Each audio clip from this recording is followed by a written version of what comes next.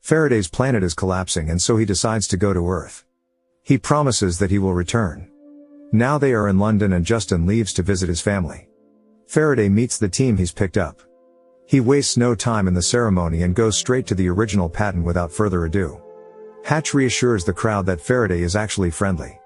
The alien enters the place where Thomas Newton worked and recalls their last meeting. The wound in his heart still hurts. Faraday scrolls through a booth of Thomas Newton's work and recalls the scientist's words about his company being stolen and Faraday getting it back. Meanwhile, Spencer and Lisa explore the research room.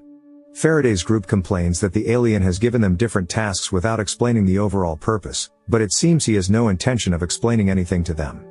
The alien treats them very strictly, maybe even too strictly. Justin arrives at his family's house to help them move to London. Josiah has already managed to pack everything. Justin talks to Molly and expresses sympathy for the move, as she wanted the girl to grow up in one place. Justin says goodbye to Portia, and almost cries. Faraday's relationship with the workers gets more and more heated, but Hatch helps the alien as always and builds a bridge between him and the people. As the construction begins to loom more clearly, Faraday notices that it doesn't make sense. He doesn't know what to do about it. His planet will be dead in 2.5 years, and humanity in 2030. The construction is more like the nonsense of a deranged Thomas Newton. Spencer is too worried about people getting more and more interested in Faraday's persona. The Lights Out video already has 80 million views. The alien himself meets a woman who knows too much, and she also worked with Thomas Newton. She is confident that the alien will be able to unravel all the secrets the scientist left him. Meanwhile, Molly is trying to get used to her new apartment, but her mother is immediately called to work. She meets the entire science team. Molly and Josiah stroll around discussing their new surroundings in London, but the man suddenly freezes in place and he and the girl almost get hit by a car. Justin tries to explain to Faraday that he is tormenting people because he has removed all the chairs and they have no time to rest. The alien takes her away from extra ears and explains that there is nothing he can do about the project. Spencer gets to know Hatch better and reveals all his cards. He says that he is in charge and will watch Hatch's every move, as well as that he will not let Faraday's construction see the light of day. Molly slowly gets used to her new surroundings and even smiles.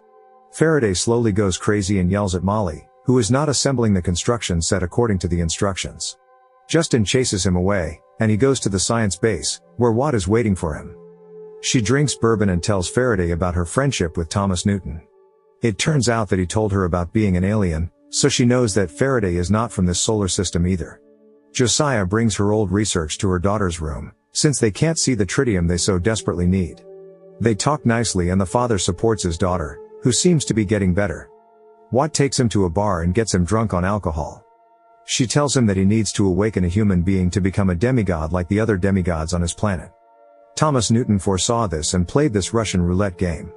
Faraday does not understand why this is Russian roulette. Watt says the whole difficulty is to become human without going crazy, which he has failed to do, but nevertheless is the key to saving his planet. Watt tries to breathe something human into him and even risks himself provoking him to anger. She provokes more and more anger in him, until everything reaches a critical point. He is about to punch her in the face, but suddenly realizes that she is not real. All this time he's been talking to himself and drinking his own bourbon the whole time. He looks at the charts and suddenly realizes something important. Faraday laughs at how blind he has been. Lisa tells Spencer that Faraday has solved the project, but at the same time has begun to go crazy. The alien comes to Justin and she treats his wounds. Faraday tells her that he figured it out, and the woman brings him her formula, which she has never been able to simplify. That's why he was sent to Justin. She found a substitute for tritium, but couldn't make it work. The alien is amazed that she created it all out of nothing, unlike him, who strictly follows schemes and prescriptions. He tells her that she is extraordinary with a very surprised face. Faraday asks the little girl about her construction and whether she knew what she would get when she started building it. The girl says that it all worked itself out. Faraday is inspired by the girl and says she has great potential. He asks her forgiveness, and she responds by giving him the piece for her construction. Josiah tells Justin that Molly will be very different from the other children. It won't be easy for her at all. Justin nods with tears in his eyes, but is proud of his girl.